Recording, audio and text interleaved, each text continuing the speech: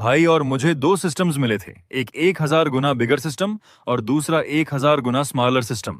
Crush के सामने magic trick दिखाकर शो ऑफ करने के लिए मेरे भाई ने पहले ही 1000 गुना स्मॉलर सिस्टम चुन लिया और मेरे पास जो बचा मुझे वही लेना पड़ा। लेकिन कौन जानता था कि 3 दिन बाद एक भयानक अपोकलिप्स आ जाएगा जिसमें लगातार बारिश होगी, सब लोग ऊंची इमारतों में फंस जाएंगे और घर में रखा सामान ही जिंदा रहने का एकमात्र सहारा बन जाएगा। उस पिछले जन्म में मैंने 1000 गुना बिगर सिस्टम के साथ एक ही एनलार्ज्ड बिस्किट से महीनों काम चलाया। बहुत कंजूसी और मुश्किल से मैंने वह प्रलय का समय काटा था और अब जैसे ही आंख खुली मैं उस पल में वापस आ गया था जब हमें सिस्टम चुनना था। जब मेरे सिंप भाई ने मुझसे पहले 1000 गुना बिगर सिस्टम चुन लिया तो मैं समझ गया कि वह भी रिबॉर्न हो चुका है। यह देखकर मेरे चेहरे पर एक मुस्कान आ गई। कृपया अपने सिस्टम का चुनाव करें। मैं 1000 गुना बड़ा सिस्टम चुनता हूं, भाई ने बेताबी से सबसे पहले बोल दिया। बाइंडिंग सफल रही। सभी चीजों को 1000 गुना बड़ा कर दिया जाएगा। एक ही चीज पर बार बार इस्तेमाल नहीं किया जा सकता। इस्तेमाल करने की अवधि 87,600 घंटे है। भाई तुम मुझसे नहीं छीनोगे, है ना? उसके उस चालाक और ओवर कॉन्फिडेंट चेहरे को देखते हुए मैंने कोई जवाब नहीं दिया। बेशक बड़ा भाई तुमसे सबसे ज्यादा प्यार करता है तो फिर मैं 1000 गुना स्मॉलर सिस्टम चुन लेता हूं। वह आश्वस्त लग रहा था। उसे लगा कि मैं रीबॉर्न नहीं हुआ हूं। सिस्टम बाइंडिंग सफल रही। मैं ठंडी नजरों से उसे देख रहा था। अब उसके लिए मेरे दिल में कोई प्यार नहीं बचा था। सेवियर बनने का शौक है ना? इस बार ये सब तुम खुद करोगे। टेबल पर रखा सेब अचानक इतना बड़ा हो गया कि उसने अटी टेबल को तोड़ दिया और भाई खुशी से उछल पड़ा। यह सच है, बिकर सिस्टम मेरा हो गया। उसने मुड़कर मुझे अजीब नजरों से देखा। भाई तुम्हारा स्मॉलर सिस्टम किसी काम का नहीं लगता। हाँ, किसी काम का नहीं है, इससे बस मैजिक ट्रिक कर सकते हैं। मैंने हाथ बढ़ाकर टूटे हुए टी टेबल को छुआ और वह पल भर में गायब हो गया। हा हा हा, क्लीनिंग ब्रो, तुम्हारा यह स्मॉलर सिस्टम वाकई बहुत बेकार है। उसने हाथ बढ़ाकर मुझसे पैसे मांगे। भाई मुझे पैसे दो, मुझे बाहर घूमने जाना है। उसके जाते ही मैंने तुरंत दरवाजा लॉक कर लिया। अपोकलिप्स में सिर्फ 3 दिन बचे थे, इसलिए समय बहुत कम था। पहला कदम, ऑनलाइन लोन्स लेकर 50 लाख का जुगाड़ किया। घर से निकलने से पहले मैंने भाई का आधार कार्ड ढूंढा और उसे माइक्रोवेव में डालकर डिस्ट्रॉय कर दिया। शाम को जब मैं जरूरी सामान खरीद कर वापस आया तो मैंने सारा सामान लिविंग रूम के वेंटिलेशन डक्ट को खोलकर उसके अंदर छिपा दिया। इस एपोकलिप्स से निपटने के लिए मैंने टेम्पर्ड ग्लास भी कस्टमाइज करवाया था। वेंटिलेशन डक्ट की जगह का इस्तेमाल करके मैंने एक मिनी सर्वाइवल बेस बना लिया जिसमें एक छोटा विंड टर्बाइन और full spectrum light strips fit कर दी। यह सब करने के बाद मैंने पागलपन की तरह अलग अलग तरह के सर्वाइवल सप्लाईज ऑनलाइन ऑर्डर करना शुरू कर दिया। रात को सामने वाले फ्लैट से आवाज आई। ये भाई और उसकी क्रश लिटिल मिसेस थे। क्या ये घर सच में मुझे मिल रहा है? बेशक, मैंने पूरा पेमेंट कर दिया है। ये घर तुम्हारा है। Thank you. मम्मी पापा के साथ नीचे फ्लोर पर बहुत भीड़ भाड़ हो जाती है, थोड़ी दिक्कत होती है। ये सिर्फ दिक्कत की बात नहीं है, बाद में तुम और भी ज्यादा थैंक यू बोलोगी। मेरा दिल बैठ गया। क्या उससे भी पता है कि नीचे का हिस्सा डूबने वाला है? पर उसके पास पैसे कहां से आए? उसका आधार कार्ड तो मैंने माइक्रोवेव में खराब कर दिया था। ओह नहीं, मेरा प्रॉपर्टी डीड। थैंक यू चैन युए, तुम मेरे लिए बहुत अच्छे हो। नहीं, तुम्हारे लिए मैं कुछ भी कर सकता हूँ। मुस्कुराता हुआ भाई चेन युए जब घर के अंदर आया तो उसकी आंखें थोड़ी घबराई हुई थीं। मैं सीधे मुद्दे पर आया और ठंडी आवाज में पूछा, मेरा प्रॉपर्टी डीड कहाँ है? भाई मैंने प्रॉपर्टी डीड मॉर्टगेज पर रख दिया। मॉर्टगेज के पैसे कहाँ हैं? लिटिल मिसेस के लिए फ्लैट खरीदने में खर्च कर दिए। ये घर तुम्हारे बड़े भाई ने कड़ी मेहनत से पैसे कमाकर खरीदा है। इसका डाउन पेमेंट भी पुराना घर बेचकर दिया गया था। मेरा भी तो इसमें हिस्सा है। क्यों सारा हक तुम्हारा ही है? तुम सच में बड़े हो गए हो। मैं पहले से ही बड़ा हूँ, कॉलेज ग्रेजुएट हूँ, तुमसे ज्यादा स्मार्ट हूँ। वह मुड़कर अपने कमरे में चला गया और जोर से दरवाजा पटक दिया। एक ही माता पिता की संतान होने के नाते अगर नेग्लिजेंस न दिखाई होती और अपनी दिवंगत सौतेली माँ को वादा न किया होता तो पिछले जन्म में मैं 10 साल तक इस बोझ को क्यों ढोता। ठीक है, तो फिर इस एपोकलिप्स में देखते हैं कि कौन ज्यादा मजे से जीता है। मैं अपने कमरे में वापस लौट ऑर्डर करने लगा। अगले दिन घर से निकलने से पहले मैंने सोफा पर 5000 रुपए रख दिए, बस इसलिए ताकि वह घर में रहकर मेरी आंखों के सामने न खटके।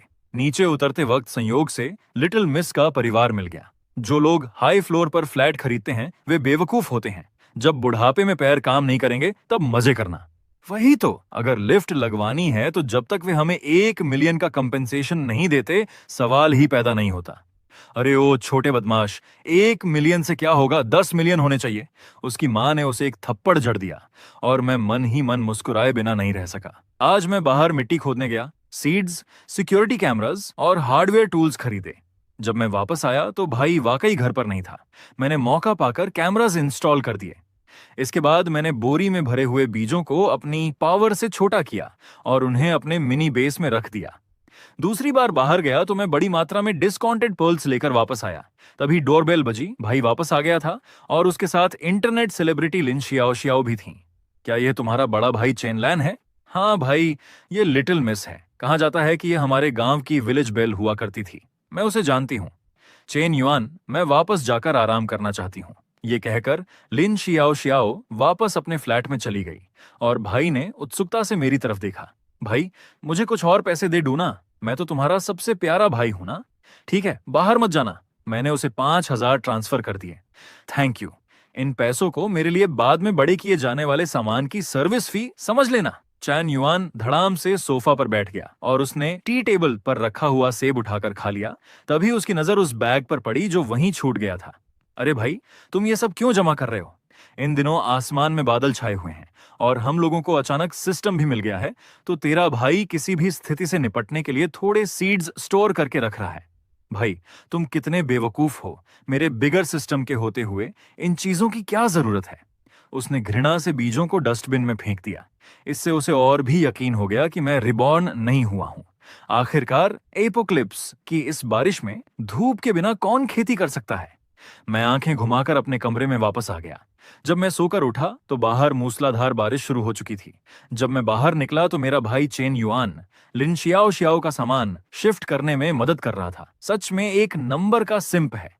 इतना सारा सस्ता सामान इकट्ठा करने का कोई फायदा नहीं है। क्या तुम्हें मुझ पर भरोसा है? चेन युआन बहुत बेचैन था, लेकिन वह सच बताना नहीं चाहता था। शायद वह चाहता था कि अपोकलिप्स आने पर वह लिन शियाओ शियाओ को हैरान कर दे। भाई, मैं सामान पहले घर ले जाऊं? तेरी मर्जी। पर उसने पास खड़ी लिन शियाओ शियाओ को देखा और बात मन में ही निगल ली। मैं जानता था कि वह इंतजार करने वाला वह प्यार भरा शब्द नहीं मिलेगा। मैंने अपनी शर्ट का कॉलर खींचा और तेजी से निकल पड़ा।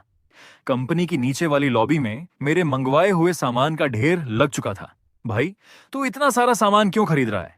कहीं लॉटरी तो नहीं निकल आई? रिप्रेसिव कंजम्पशन कर रहा है क्या? सामान इतना ज्यादा है कि अकेले नहीं ले जाया जा सकता। तू अपने कुछ कॉलिग्स को मदद के लिए बुला ले। मैंने सिर हिलाया। जरूरत नहीं है। मेरा सबसे कीमती माल कहाँ है?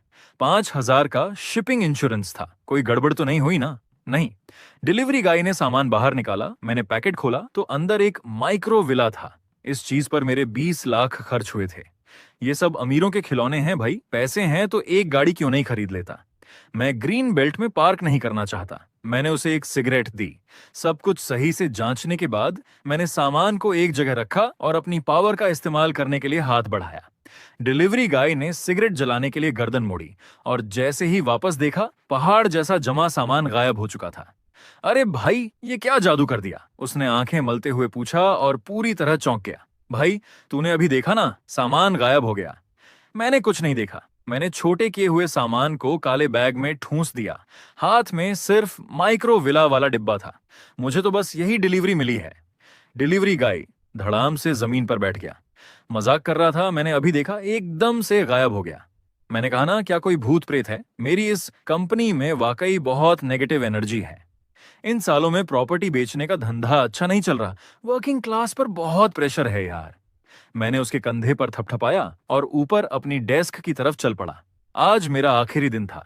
अपनी सीट पर बैठते ही मैंने अलग अलग तरह की मूवीज डाउनलोड करना शुरू कर दिया ताकि सैकड़ों टेराबाइट्स की स्टोरेज भर सकूं।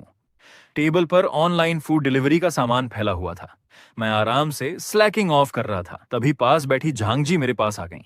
छोटू, एक वीकेंड बीते, क्या तेरी लॉटरी निकल आई? शायद। अच्छे दिन ज्यादा देर नहीं टिके और देर से आए वांग मैनेजर आ गए। क्या देख रहे हो? आज कोई घर बिका क्या? चुपचाप अपना काम क्यों नहीं करते? जब वह मेरे पास से गुजर रहे थे तो उन्होंने मुझे सरेआम स्लैकिंग ऑफ करते देख लिया और उनका गुस्सा 7वें आसमान पर पहुंच गया। चैन लैन, तू मुझे अपनी आंखों में नहीं रखता है ना? चुप रह। मैंने पलटकर एक जोरदार थप्पड़ मारा जिससे वह वहीं एक चक्कर खाकर घूम गए। उन्होंने अपना गाल पकड़ लिया और अचंभे में रह गए। रिलैक्स करो, थोड़ा चक्कर आना आम बात है। मैं मुस्कुराते हुए अपनी जगह पर वापस बैठ गया। तूने मुझ पर हाथ उठाया? तेरी हिम्मत कैसे हुई मुझ पर हाथ उठाने की? हाथ उठा दिया तो क्या कर लेगा? क्या तुझे यह नौकरी चाहिए भी या नहीं? मैंने पलटकर सवाल किया। वांग मैनेजर को समझ नहीं आया कि क्या कहे। नहीं, तुम्हारी बातें सुनकर ऐसा लग रहा है जैसे ये मेरा डायलॉग हो। अब मेरी बारी है बोलने की। यह देखकर कि मुझ में इतनी कॉन्फिडेंस है, वह थोड़े असमंजस में पड़ गए। तू ज्यादा आवाज मत कर। उस रात ऑफिस में जो हुआ था मैं उसे छुपा कर रखूंगा। मैंने अपनी उंगली अपने होठों पर रखी। ये बात सुनते ही वांग मैनेजर का पुराना चेहरा लाल से हरा हो गया। बकवास मत कर। आज तूने जो मुझ पर हाथ उठाया है, इसका हिसाब हम बाद में चुकता करेंगे। वांग मैनेजर चले गए और झांग जी फिर से पास आकर पूछने लगी, वांग मैनेजर और किसके साथ? क्या चक्कर था? मुझे क्या पता। मैंने कंधे उचकाए। आगे का समय सबसे जरूरी था। अपोकलिप्स का समय बहुत लंबा होगा और बिना एंटरटेनमेंट के काम नहीं चलेगा। वैसे भी कंपनी की इंटरनेट स्पीड बहुत अच्छी है। मैंने हार्ड ड्राइव तो निकाली और अपने ब्रीफ केस में रख ली। लिख लिया। एक बेहतरीन खुशबू आई। वो बॉस की बेटी थी। बॉस जो ना जाने वो सोचेगा कि तुम ही यहाँ के मालिक हो। तुम्हें कंपनी को घर बनाने को कहा था, घर का मालिक बनने को नहीं। मैंने उनकी मजाक भरी बात पर ध्यान नहीं दिया। पलटकर स्टिकी नोट्स पर अपना पता और कॉन्टैक्ट नंबर लिखा और उठकर उनके सीने पर चिपका दिया। तुम क्या कर रहे हो? ये मेरे घर का पता है, साथ ही मेरा कॉन्टैक्ट नंबर और एक सिंपल मैप है। अगर जिंदा रहना मुश्किल हो जाए तो मुझे ढूंढने आना, झोंगयिनिंग। मैं शान से वहां से निकल पड़ा। छोटे चेन। पीछे से एक दबी हुई चिल्लाहट आई। मैंने कदम रोके, अपना कंपनी आईडी कार्ड निकालकर कचरे के डिब्बे में फेंक दिया और पलटकर खुद की तरफ इशारा किया। पूरा दिन छोटा छोटा मत चिल्लाया करो। अब से मुझे मिलो तो चेन भाई कहाँ करो। मैंने थम्स अप दिखाया और चल दिया।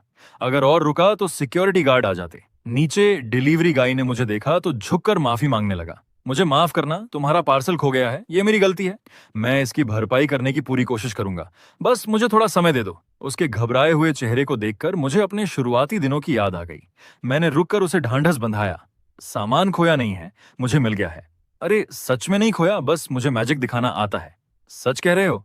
मैंने मुस्कुराते हुए कोने पर हंसी रोकी, जैसे अपने पुराने खुद को कोई सलाह दे रहा हो। बारिश तेज हो गई है।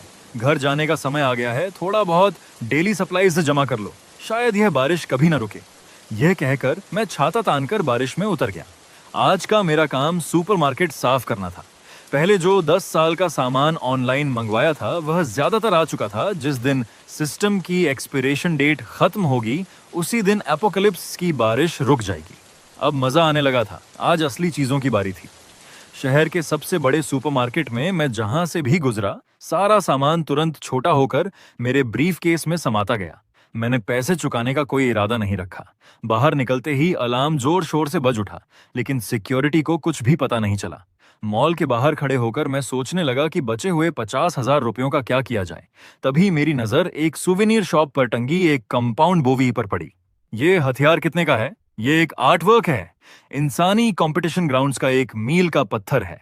दुकानदार ने मेरी तरफ बेरुखी से देखा। 10,000 में बेचोगे? पक्का। इसके बाद मैंने एक मिल्क टी ली, सोसाइटी के बाहर एक पेट्रोल स्टेशन पर उतरा और भाई को फ्लाइट टिकट का एक स्क्रीनशॉट भेज दिया। ब्रो, कंपनी ने मुझे अचानक किसी दूसरे शहर बिजनेस ट्रिप के लिए भेजा है। तुम्हारे खाते में 500 भेजना से हूँ। रात को खुद ही कुछ मंगवा लेना। सिर्फ 500? बहुत कंजूस हो भाई। ठीक है, समझ गया। मैं अभी इंटरनेट सेलिब्रिटी लिन शियाओ की लाइव स्ट्रीम देख रहा हूँ। बहुत मजा आ रहा है। मैंने तुरंत एक और मैसेज भेजा।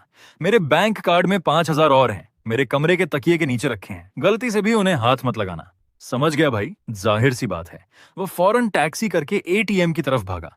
मैं पेट्रोल स्टेशन के अंदर गया। उबासी ले रही आंटी से कहा, पूरी टंकी फुल कर दो। अरे भाई, तुम्हारी गाड़ी कहाँ है? गाड़ी नहीं है, पेट्रोल भरना है। कोई डिब्बा चाहिए? किराए पर 25 का है। मैंने अपनी खाली मिल्क टी की कप आगे बढ़ा दी। बस इसी कप में 5 का पेट्रोल डाल दो। 5 का? 5 का? पागल हो गए हो क्या भाई? वह हंसते हंसते लौटपोट हो गई। घर लौटते समय एक फेरारी ने लाइन काटते हुए ब्रेक मारे। गाड़ी में बैठे येलो हेयर वाले लड़के ने खिड़की नीचे की और मैंने आगे बढ़कर उसके सिगरेट पर एक थूक दिया। तमीज नहीं है क्या? येलो हेयर वाला लड़का नीचे उतरा, लेकिन मैं घर पहुंच चुका था और मैंने अपनी आखिरी तैयारी शुरू कर दी। मैंने माइक्रोविला का मॉडल बाहर निकाला। इसे लिविंग रूम में रखकर मैंने सारे सोडे हुए रिसोर्सेज, फूड, फर्नीचर और कुरियर अंदर धकेल दिए। यह सब करने के बाद मैंने इस घर को देखा जहां मैंने 10 साल बिताए थे। बस पछतावा बाकी था। मैंने मॉडल के एंट्रेंस को सील कर दिया। बस एक छोटा सा छेद और एक लटकती हुई रस्सी छोड़ दी। चलो ठीक है। मैंने खिड़की के बाहर बारिश के पर्दे को देखा। 10 साल बाद मिलते हैं। मैंने मॉडल को सर्वाइवल बेस में रखा, रस्सी के छोर को पकड़ा, सिस्टम को आदेश दिया कि खुद को 1000 गुना छोटा कर लूं। पूरी दुनिया मेरी आंखों के सामने बड़ी हो गई। मैं रस्सी पकड़कर हवा में लटक गया। दरवाजे के बाहर से आने की आवाज आई। ये मेरा भाई वापस आ गया था। मैंने जल्दी से अपना फुट लॉक शुरू किया और तेजी से मॉडल में खींच लिया गया। अंदर जाने से पहले मेरा आमना सामना घर में घुसे भाई से हुआ। उसने मुझ जैसे छोटे इंसान पर बिल्कुल ध्यान नहीं दिया। चेन लैन, तू हरामजादा, मुझे चक्कर लगवाकर बेवकूफ बनाया, क्या तू इंसान है? भाई चेन, युआन ने गुस्से में सोफा पर जोर से लात मारी। मुझे क्यों लग रहा है कि कुछ गायब है? घर का पहाड़ों जैसा सामान गायब हो चुका था, तभी मेरे द्वारा भेजा गया टेक्स्ट मैसेज आ गया। चेन युआन गुस्से में पागल होकर सामान ढूंढने लगा। मैं उसके सिर के ऊपर बने छोटे छेद के पीछे छिपकर मजा लेने लगा। मैंने हॉइस्ट बंद कर दिया, लोहे के टुकड़े से एंट्रेंसेस को बंद कर दिया, स्विच नीचे खींचा, लाइट जलने का इंतजार किया। छोटी हुई फेरारी पैरों के पास खड़ी थी। एक एक्सेलरेटर दबाया। यह मॉडल कार से ज्यादा दम रखती थी। मैंने होम अप्लायंसेस को लग्जरी विला में पहुंचाया, इंजन से पावर सप्लाई जोड़ी और फिर बाथटब में लेट गया। भाई से विरासत में मिला खाना खाते हुए फोन पर इस अजीब मूसलाधार बारिश के बारे में न्यूज देखने लगा। तभी एक टेक्स्ट मैसेज आया जो शियाओ वॉनकिंग ने भेजा था। तुम आखिर क्या जानते हो? इस एपोकैलिप्स को महसूस करो, प्रिटी बेबी। उसकी खूबसूरती अपोकलिप्स में सबसे खतरनाक जहर थी। चूंकि सैलरी समय पर मिलती थी, इसलिए ये मेरी तरफ से आखिरी चेतावनी थी। मैं बथरो पहनकर लिविंग रूम में आया, सर्वेलेंस फुटेज ऑन की और एपोकलिप्स के इस तमाशे का मजा लेने के लिए तैयार हो गया। स्क्रीन के अंदर भाई चेन युआन गुस्से से पागल होने से लेकर पागलों की तरह हंसने लगा था। मेरे पास भी 1000 गुना बिगर सिस्टम है भाई। तुम्हारे पास भी आने वाले समय में अनगिनत चीजें होंगी। तब तुम मेरे सामने गिड़गिड़ाओगे, तब भी मैं तुम्हें एक नजर नहीं देखूंगा। मुझे धोखा देने की सजा इस एपोकलिप्सिस में तड़प तड़प कर मरने में मिलेगी। वह मुस्कुराते हुए मुड़ा और पड़ोस वाली लिटिल मिस को अंदर खींच लाया। कैसा एपोकालिप्स और कौन सा 1000 गुना बिगर सिस्टम? शियाओ युआन, मुझे लगता है कि तुम सच में बीमार हो गए हो। जब उसने लिविंग रूम में रखा वह सैकड़ों किलो का बड़ा सेब देखा तो उसके मुंह से बात निकलना बंद हो गई। चेन युआन ने बड़े गर्व से कहा कि उसने एक अंगूर को भी 1000 गुना बड़ा कर दिया था, जिससे फर्श की टाइलें तक चटक गई थीं। कमाल है, अच्छा हुआ तुम हो। मेरे रहते हुए लिटिल मिस को सामान की कोई कमी नहीं होगी। वह, अगर लगातार बारिश होती रही तो क्या पहली मंजिल डूब जाएगी? तुम फिक्र मत करो, इस मंजिल तक पानी नहीं आ सकता। मेरे मम्मी पापा और तुम्हारे होने वाले बड़े भाई अभी भी नीचे हैं। बड़ा भाई? मुझे लगा चेन युआन फिर अपने किसी हरम वाले सपने में खो गया है। युआन, तुम क्या सोच रहे हो? कुछ नहीं, जल्दी से बड़े भाइयों को ऊपर ले आओ, तुम्हारे इस नए घर में ठहराते हैं।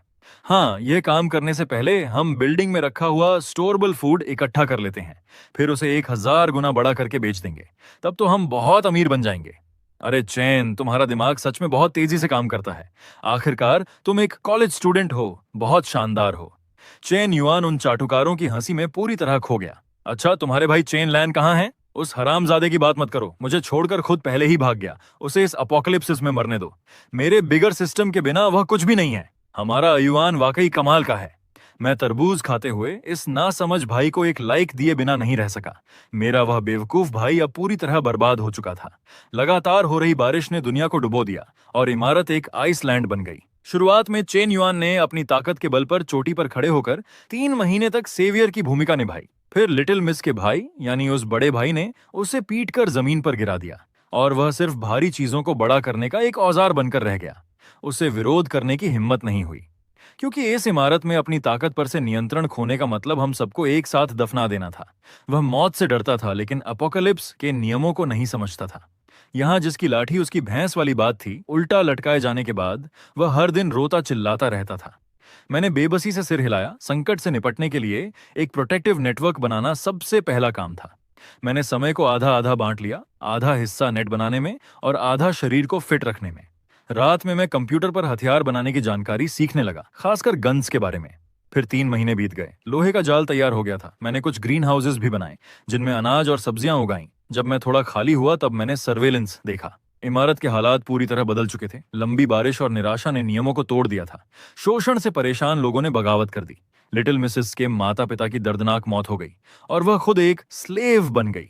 जहां तक चेन युआन की बात है, वह आज भी वही दयनीय रूप से उल्टा लटका हुआ पावर जनरेटर बना हुआ था। विद्रोहियों ने उसके सिस्टम के बारे में पूरी जानकारी हासिल कर ली थी। उन्होंने उसे सिर्फ एक उंगली हिलाने की आजादी दी थी ताकि वह खाने को छूकर सिस्टम को एक्टिवेट कर सके और हर चीज को 1000 गुना बड़ा कर सके। मैं ठंडी नजरों से यह सब देख रहा था। यह सब मेरी उम्मीद के मुताबिक था। किसी के पास खास ताकत होने पर अगर वह पकड़ा जाता है और कंट्रोल में आ जाता है तो उसकी हालत सबसे दयनीय हो जाती है। मेरे भाई चेन युआन की आंखें पूरी तरह बेजान हो चुकी थीं। वह मासूमियत और मूर्खता अब कहीं नहीं दिखती थी, लेकिन अब बहुत देर हो चुकी थी। चेन युआन के होने की वजह से इस इमारत में खाने की कोई कमी नहीं होती थी, जिससे यहाँ एक थोड़े समय के लिए पैराडाइजर्स जैसी स्थिति बन गई थी। नया नियम जल्द ही बन गया। बगावत के मुख्य नेता ही यहाँ के राजा बन गए। इस इमारत की स्थिति एक पिरामिड जैसी बन गई थी, और चेन युआन उस पिरामिड के सबसे नीचे का अछूत था, जिसके पास कोई इज्जत नहीं थी। मैं सिर्फ एक दर्शक था, अपने विला में जिंदगी का मजा ले रहा था, जब तक कि चींटियों का एक झुंड वेंटिलेशन डक्ट से अंदर नहीं आ गया। अपने घर को बचाने के लिए मुझे चींटियों की सेना से जान की बाजी लगाकर लड़ना पड़ा। यह लड़ाई 1 महीने से ज्यादा चली। चींटियों की सेना लगभग खत्म हो गई थी, और मेरा भी बहुत नुकसान हुआ था। इसके बाद के आधे साल तक मैं वेंटिलेशन डक्ट की सुरक्षा बढ़ाने में लगा रहा। 1 साल से ज्यादा हो गया था जब मैं सर्वेलेंस देख रहा था, तो चेन युआन की आंखें बिल्कुल बुझ चुकी थीं। वह एक कठपुतली की तरह बेजान लग रहा था। उसे देखकर मुझे सुकून मिलता था। जब तक चेन युआन जिंदा था, उन्हें खाने की कोई कमी नहीं खलती थी। चेन युआन अब बिना भावनाओं वाला एक ऑंक्स एंड हॉर्स बन चुका था। हालात मेरी पहुंच से बाहर हो चुके थे। मैं सिर्फ एक दर्शक बनकर अपनी सूक्ष्म दुनिया में जी रहा था। सब कुछ ठीक चल रहा था, जब तक कि उस सेंटीपेड एल्डर्स ने मेरी सुरक्षा रेखा को तोड़कर अंदर कदम नहीं रख दिया। लेकिन इस तेज और विशालकाय सेंटीपेड एल्डर के सामने मेरे पास जितने भी हथियार थे, वे सब बेअसर साबित हो रहे थे। मैंने अपनी फेरारी से आगे बढ़कर उस पर हमला बोल दिया। तब जाकर मुझे छूने का एक मौका मिला। वह डरावना सेंटीपेड एल्डर। छोटा होने के बाद मैंने पैर उठाया, डर था कि कहीं वह एक लात से मुझे पकड़ न ले और आसानी से कुचलकर न मार डाले। और मैं अकेले ही इस इमारत में 2 साल तक रहा। मैंने अपनी सुरक्षा मजबूत करके और घुसपैठियों को खत्म करके अपनी जान बचाई, जब तक कि मुझे एक प्राइवेट मैसेज नहीं मिला जो महिला सीईओ शियाओजे का था। मैंने जवाब दिया, नीचे की दुनिया पूरी तरह बदल चुकी है। एक नया नेता, एक कट्टरपंथी उपदेशक, उसने मेरे चुराए गए भाई चेन युआन को डिवाइन डॉक्टर के रूप में स्थापित कर दिया है। वह चेन युआन की ताकत का इस्तेमाल करके डर फैलाता है और फिर डिवाइन पावर से लोगों के दिलों पर राज करता है। वह डिवाइन डॉक्टर मंदिर के अंदर लटका हुआ है, और इस मंदिर के ऊपर रहने वाला मैं आखिर क्या हूं? मुझे संवादहीनता का एक खौफनाक अकेलापन महसूस हुआ। मैं भगवान की तरह सर्वेलेंस के जरिए नीचे झांकता था, लेकिन कुछ भी बदल नहीं सकता था। दिन ऐसे ही बीतने चाहिए थे, जब तक कि कुछ घुमक्कड़ एक सबमरीन से नहीं आ गए। उनमें से एक लंबे बालों वाला भिखारी बेहद गंदा और पागल जैसा था, और मेरे फोन पर फिर से एक टेक्स्ट मैसेजेस आया, चैन भाई मैं आ गया हूँ,